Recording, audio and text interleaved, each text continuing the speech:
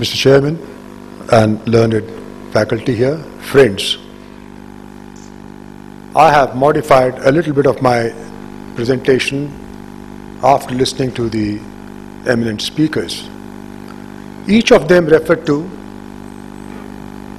the various aspects of warfare, and probably I, in my own manner, believe that unless I have the first choice to fire, all my preparedness dwindles down to not much of an effort. So thereby, in my presentation, I'll be talking about signature management, means the ability to adapt to the terrain, not only in the visual segment, but in the entire electromagnetic field which envelops from the mountains where the ultraviolet systems are to be taken care of, the near infrared, the thermal infrared, and also importantly the radar. Unless the recipe provides you a complete protection, we are leaving ourselves open to enemy surveillance sensors. And I do believe that when we go to the battlefield, we have, if not equal, near equal opponent who probably is also trying to acquire as much sophistication as we do. So what we talk about today is the philosophy of survivability through signature management, which gives you both sides. If I want to protect my assets and my armor and my forces, I must also have the ability to alter and provide certain decoys which will enable the enemy to destroy its armor, and thereby I save my assets and my manpower. This is what it says. If Barracuda Abroad came into Saab in 1999, Barracuda Camouflage Private Limited was an Indian company the same year. We are established here in Gurgaon. While we continue to work with the customer to seek their approval, we have also been engaged in doing lots of value addition work and returning goods for third country sales as well as to the mother company in Sweden. And as I said, we have 100% in-house R&D. We do about, by world standards, more than 5% of our revenue is dedicated towards R&D. We also integrate our working with lots of laboratories abroad, some of them exclusively for defense purposes. We are protected by our being signatory to non-disclosure systems in more than 60 countries. So that's the confidence that customers have come to put to us over a period of time since 1957. This slide shows you the first of the small snaps, a father and a son team, and that was in 57, when a jute net had to be replaced with a synthetic net. And the son is carrying two pieces, whereas the father is still hauling the big jute net. So that is how the story started, and it has gone on and on and on. And you find, as pioneers, we carry the responsibility also to ensure that we engage ourselves continuously, intensively with the customer to find solutions which are specific. I cannot, as the General said, there is nothing like one size fits all. There is no size that fits all. So we need to work towards finding solutions in different areas of our working. Here is what is called the Special Operations Tactical Suiting.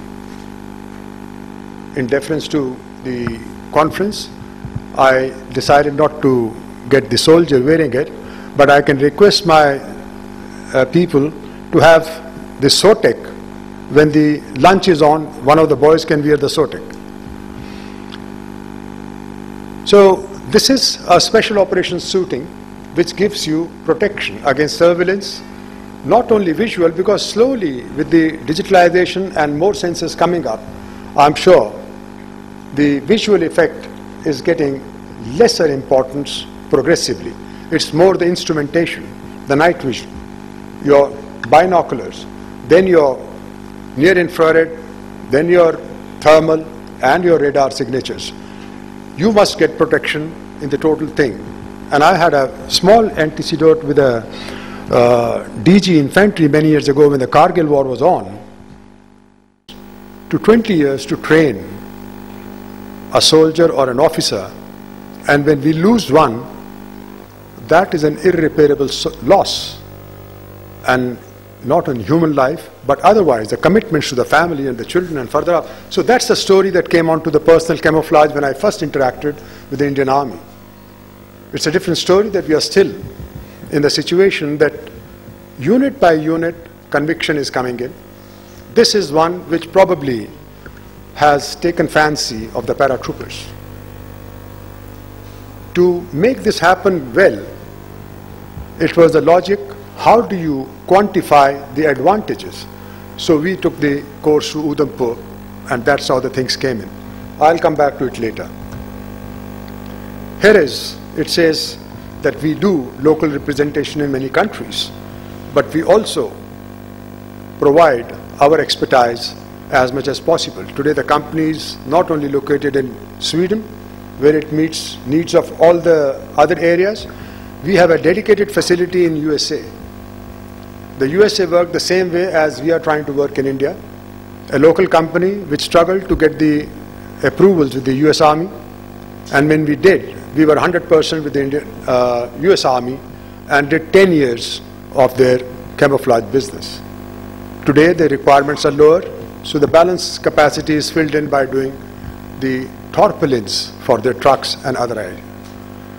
The India operations have been set up the same way, in the hope that we as humble partners to the customer would be able to provide solutions to them. We have done some work. We have worked with the MOD, we have worked with the DRDO. DRDO, we found the philosophy that I cannot transplant a banyan tree. I have to start at a sapling. So the only way to work through is to work with the scientists, engineers, and work on the projects from the inception stage. It takes time for customer to understand what we are giving you. The product is so simple, it puts everybody to wonder how the hell this simple item can provide that much protection. And that's where lies the advantage of the technology that we deploy. We have worked for Prithvi. The new formations of Pinaka, they are covered with this. Both the command and control as well as the launch batteries. They carry this protection, which is 24 hours into 7, 365 days, as and when you require. When you don't want them, a few minutes, roll them up, pack them, put them aside. We have seen it in action at the firing ranges beyond Jodhpur and also in the other parts of the country. And that's how the company works. This personal camouflage that I referred to is the special operations. We have set up a laboratory in Hyderabad. Basically, all that we talk has no meaning unless what we claim can be proven through laboratory verifiable tests. My one engagement with the customer is that let us make our specifications laboratory verifiably accurate. I cannot say that it should be good. The good has to be defined. I take a student to be 30% or a 50% acceptance. So unless we quantify and identify a standard acceptable, either internationally or specific to the country, it will not be possible for us to engage ourselves effectively. So that is what we put up a laboratory with RCI, so that you can check up the visual, anybody can do that, near IR, thermal and radar. So if there is a sample, put it across to a laboratory. If it says yes, good. This is mobile camouflage, a solution that needs our attention. Till now, we've been using nets and the equipment remains non-combat worthy. We have seen it all over. Unless I can move with difficult detection by the enemy, I always must say, we do not make the things disappear. We make it more difficult for the enemy to detect us. In other words, if enemy can't detect me, he gets nearer to me and within my range to effectively destroy him and have the first right to fire. So this is a battle-worthy mobile camouflage system. We've done the same thing through a global tender on the Arjun tank in Suratgarh. So we carried out these trials with the DGMF and DL Jodhpur and CVRDE, and the reports are on record, which say the effective advantage that accrues in this, and one of the most simple one is that the temperature inside the hull is comfortable. Comfortable is if the inside temperature on an uncovered tank is in the vicinity of about 65, I can guarantee 8 degrees reduction straight away. It helps the servo motors to continue to function and not malfunction. It also helps to a point that the ammunition fires better because the barrel is also getting that protection. And it gives you silent surveillance post. There are some tanks which are deployed in Afghanistan. There was a reference to Afghanistan right now. And every tank from the Allied forces in Afghanistan, I humbly say, carries Barracuda mobile camouflage systems. We call it MCS. So that is the effectiveness. In our own working in Suratgarh, we found that we had certain advantages, and how the trials were carried out was over a period of 15 days, and there was a drill and there was a trial directive given. So that is how one had to meet the requirements fully. These are what, as I said, different products for different applications. You still need static nets, and we are still fighting that the camouflage nets that we make, we need them very badly. We continue to use Second World War vintage jute nets. It's time that we as industry engage with the customer and also with the laboratories to ensure that we come to a commonly accepted, laboratory verifiable parameters, so that the dire need of the end user is taken care of. And that is what we have the facility here to do it locally. Mobile, personnel, camouflage systems, there are special applications, force protection, and engineering services. We also deploy our own miniature UAVs to collect data, but with consultation of the customer whenever possible. This is an exaggerated view how a net should work out in this thing.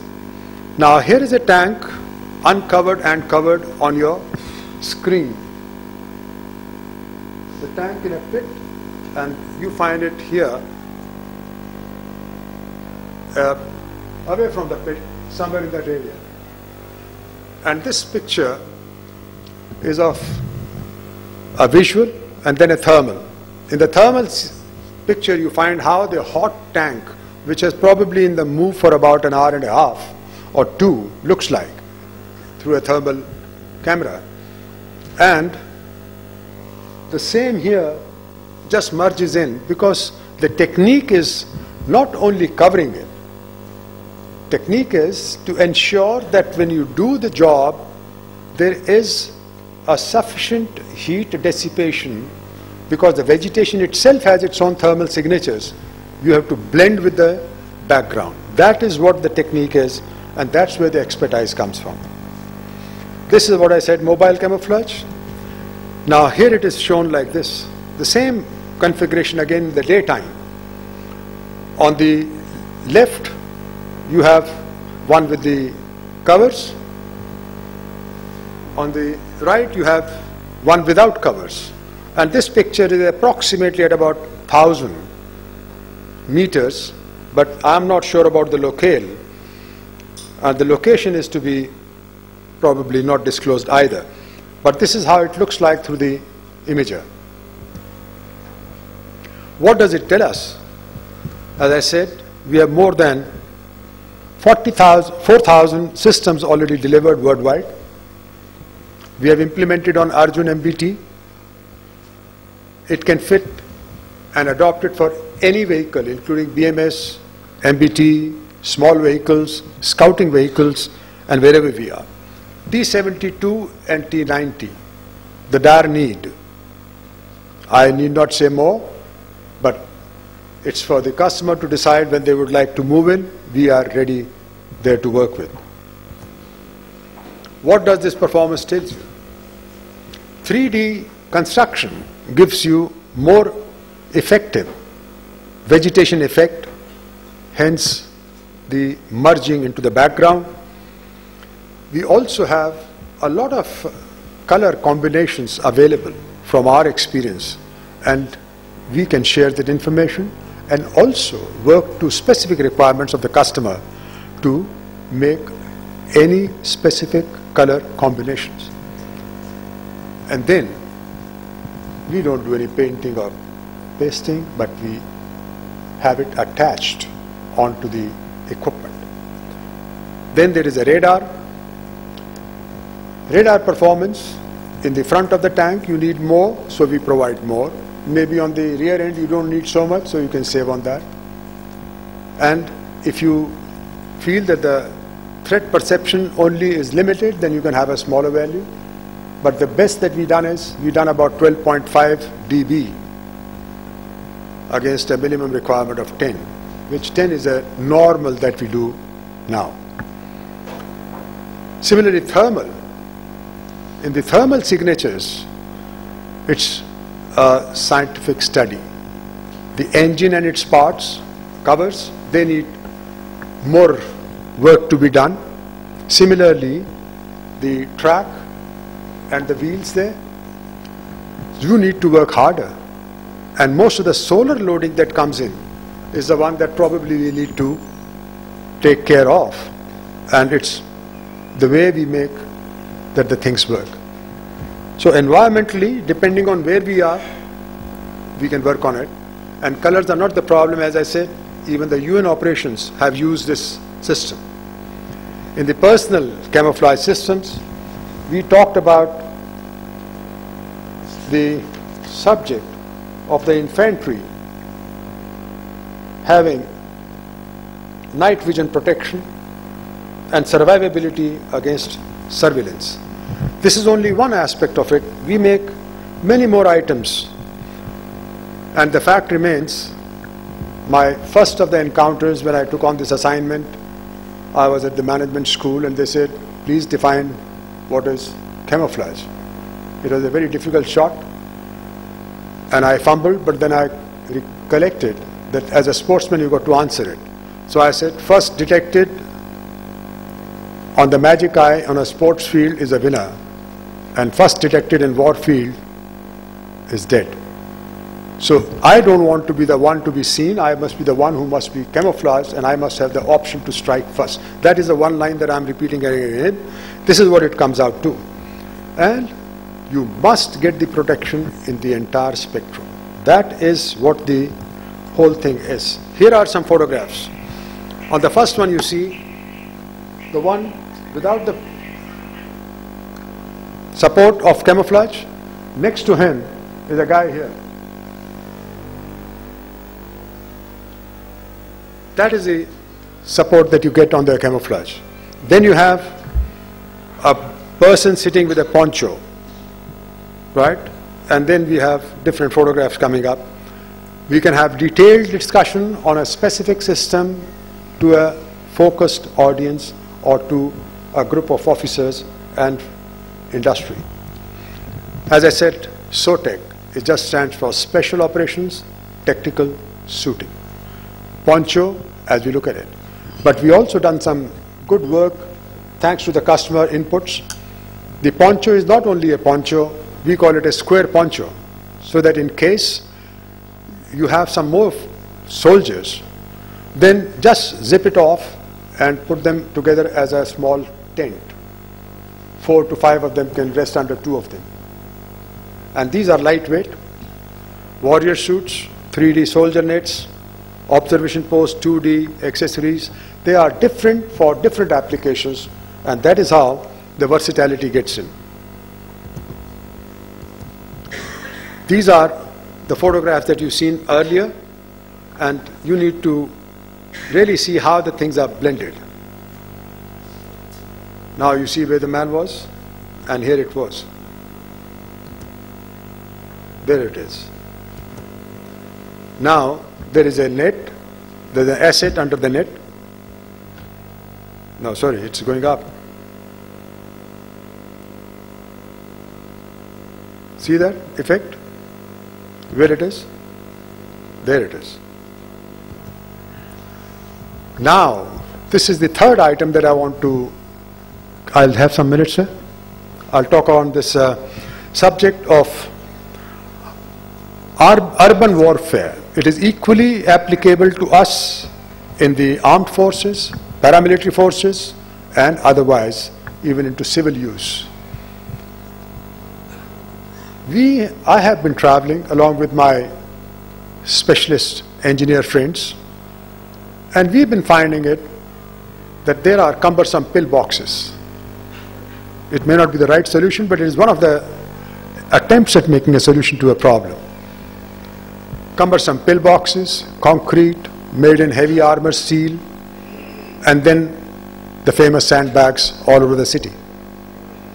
And we engaged ourselves in doing this work, and that's where the indigenous developmental effort gets in. And this is an answer to those morchas, what we call them, or the kavach, or what we would like to call as a protection system, which can be quickly assembled, modular in construction. Today you don't feel that you need only 2 meters, you need 10 meters of them, line up 10 of them. Nut bolts and a few pebbles. Pebbles are in ceramic. So this is what the thing is, and when we carry out these tests, again, there had to be a standard. We don't use armor-piercing ammunition, but we tested it against it because I sent it to Sweden. Here, when we took the LMG, we took the INSAS, and we tried to fire at 30 meters. That's about 100 feet.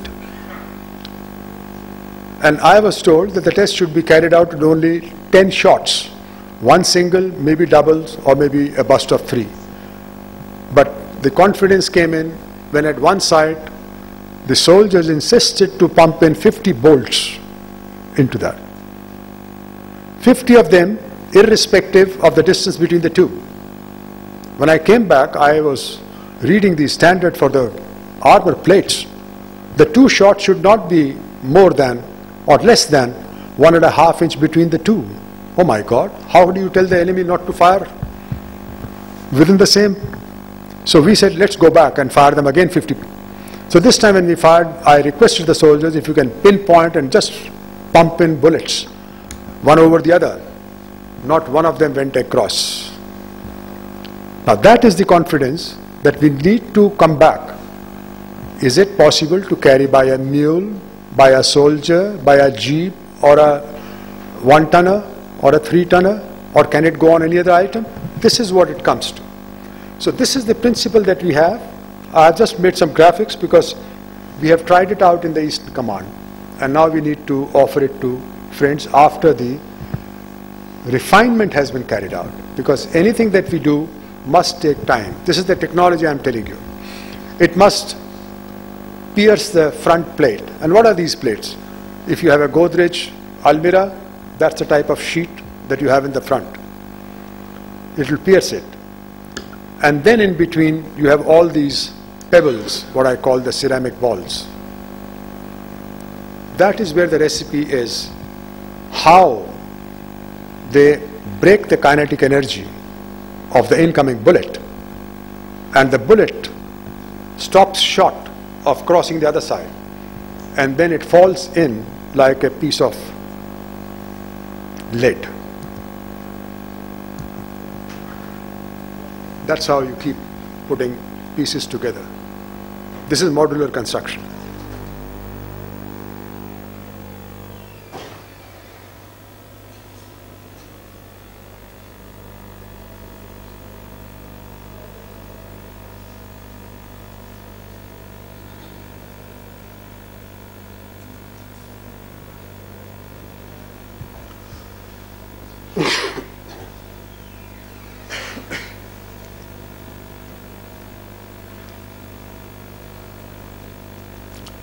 So we have a choice how high we want to go in, how long we can make it, and it can be an enclosure on 3 sides, or even if you have a battle outfield, it can be used there.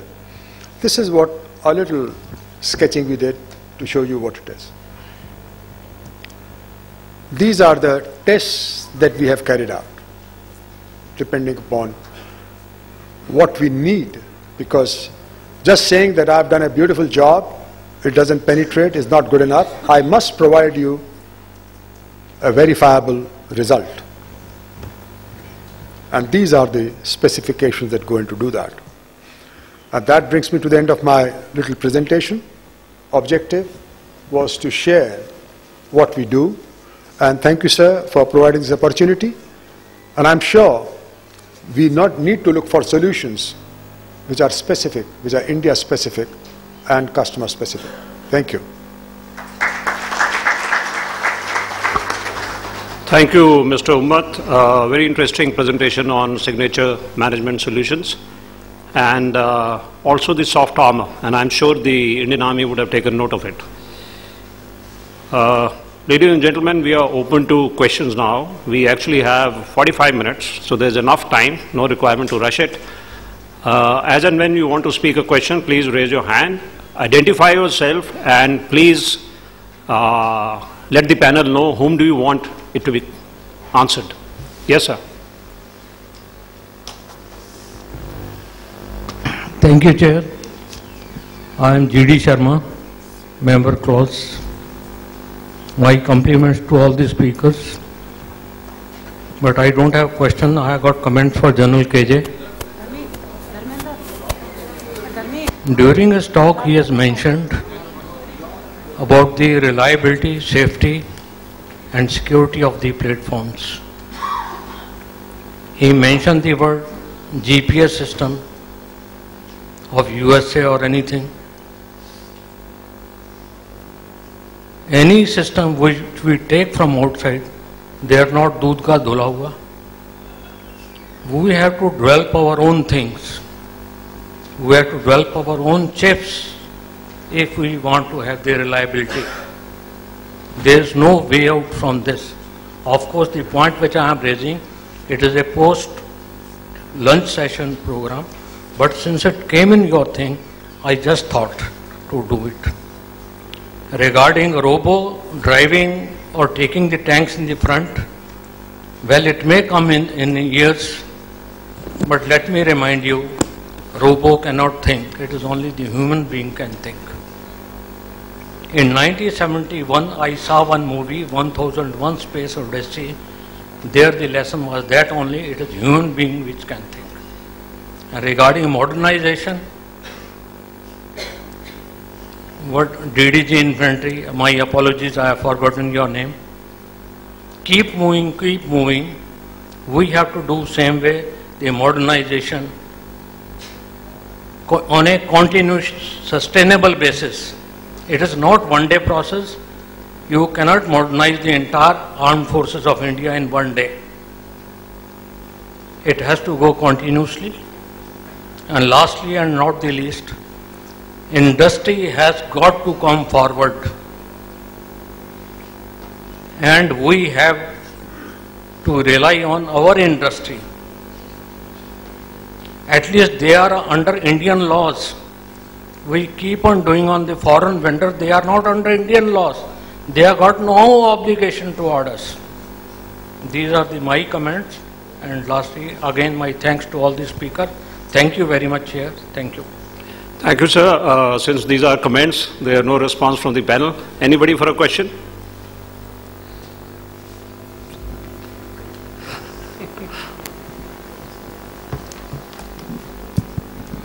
Sir, eminent speakers from Army, for them a macro level question. We have been talking about the modernizations. We are talking about various modalities of the modernizations. Are we really taking the modernizations to the next levels we deserve to be at and we need to be at? For Amit, I have a different question. The question is, you have done so far what you have spoken about. Don't you think you should now think of having some collaboration with the established foreign partner to take your offers to next levels? Thank you. The first part of the question, are we moving ahead in modernization? I think the best person on the dais is the ADG-PP. He can tell us what the plans are, where are we moving, and are we moving fast enough?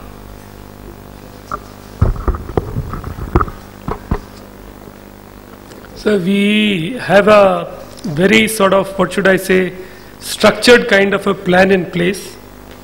As most of you are aware, it is called Long-Term Integrated Perspective Plan, which is spelled out till 2027. It's further divided into 5-year defense plans. And for acquisition's sake, we are into annual acquisition plans, which is a bit of misnomer because we call it annual, but actually we work on a biannual cycle. Now, okay, we may not be achieving what we may have set out to, but we are making considerable progress. There is no doubt about that. And if that was not so, let me ask you a few counter questions. That how is it that our tanks are today night enabled in such a big way? How is it that we have got fire control system? How is it that KJ Singh, when he asked a BMP soldier, what is it? And he said it is a gadi or a bina matlab panga. And today you have missiles. You have night enablement on those ICVs. So we may be progressing a little slowly, but surely we are. And we have our own concerns. We are a country which has got constraints of resources. We have our commitment to bring up our indigenous capabilities. We have a DRDO setup. We have Ordnance Factories Board. We have defense public sector undertakings. Yet, we are forging joint ventures. Pinaka is one successful example. There are many more which are in the offing. So, I would conclude by saying that we are making verifiable kind of progress. There may be a sense of, what should I say, a kind of expectation or a kind of thing that we should move a little faster. But then for that, we all have to work together. And my message to industry is that please work out the quality control. Many of us make these statements that let's not buy it from a foreign company. But when it comes to applying indigenous solutions, even tanks that we bought from Russia, and when we indigenized here, where are we failing? We are failing in rubbers, hoses, canvas, seals. This is not a front-end technology. This is a low-end technology. Our steel tracks, our ammunition. So these are all low-end technologies. There's nothing so great about these. This is where industry has to pitch in. That think of his life. If he dies fighting the enemy, good enough. But if he is going to die even before fighting the enemy, then it is very bad for us. And somebody flagged this issue that it takes 15 years to train him. So quality control as a mantra, I would recommend to industry that industry should take it up. That defense products, isko chhod do. Let's go for quality control. So that is an important issue. That's why there is a resistance to indigenous products. And even your finish is not good enough. I am now not talking at ADG PP, I am talking as a user also. I have commanded an armored division. You tell our Jawan, he doesn't get enthused to see our product. Let me give you a simple thing. We make so many of these products. Say we are making, say, a radar. Can't we just apply our mind and say that let's also make a training package with it, so that most of the time when he's idling, he also trains himself. Develop a kind of a game on which he trains hones his skills. So we have to reach out to our customer. So that's all. Thank you. Sorry I took a little extra time. I'll just like to add a few comments. First, as a country, we are putting very little money in R&D. Second, as far as defense R&D is concerned, the focus is not really there, the right focus. The third is, as far as the private sector is concerned, like General KJ Singh was saying, give a packaged product. That is not happening. In fact, it is the first time that a consortium has come up of private industry for the TCS, and they are making a headway. Now that sort of a thing has to come forward from the private industry. For the second part of the question, over to Mr. Dakshini.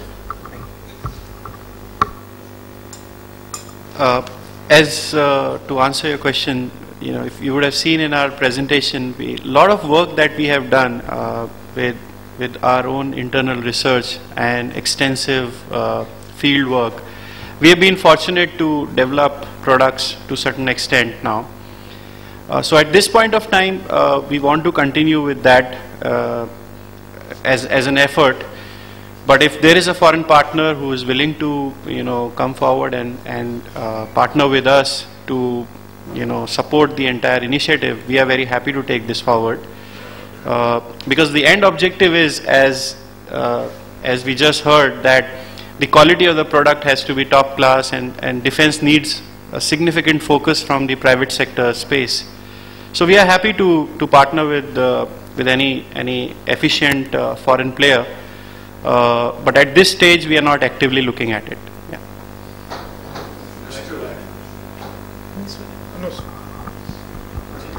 My structured answer is yes, modernizations.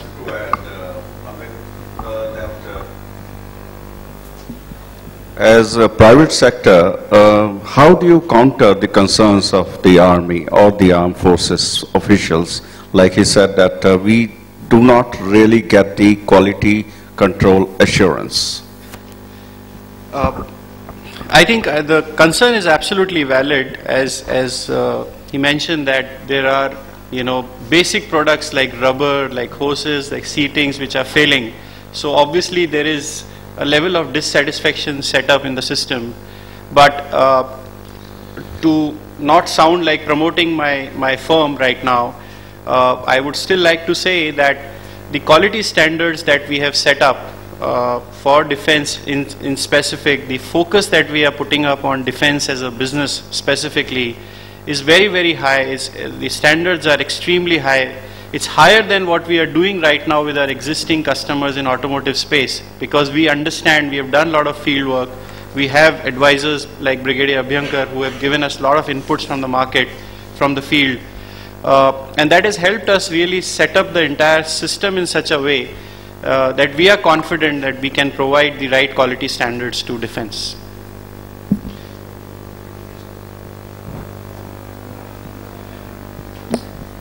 Thank you, Chair. I am General Nirbhay Sharma. First of all, my compliments to Claus and SP Guide Publications. I think it's a very good thing on two counts particularly. One is you've been able to get the users and the industry together. And I see this change happening, which is for good, because unless these two ends meet, we will not be able to move ahead in the right way. And the second is the topic which you have chosen today. I have one question and one comment. Now, shall I raise the question first? I think I'll do that.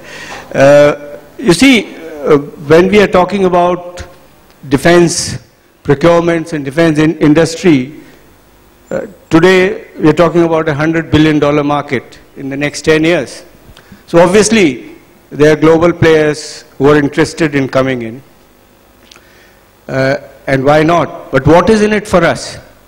My question is that what is it which is holding back the industry, the Indian industry, which is so strong otherwise, in putting something more on the table? And the question is not specifically to Mr. Amit or Mr. Ummat, but those who are here, as to why isn't the Indian private sector coming in and getting into the acquisition of technology? Because just procuring technology or being a facilitator is not good enough, because that is not what is going to help us. So this is one question which I have. Now the comment that I have is that the subject of digitization of battlefield, I think Mr. Ummat made a point, and I fully endorse that when we are talking about this, we are talking about, and we are drawing a lot from the example, the Western example of the use of this in Afghanistan or in Iraq, where the adversary was not at all comparable. So when we are talking about acquiring this technology or updating our platforms, we have to look at something where our adversary is nearly comparable. That is one.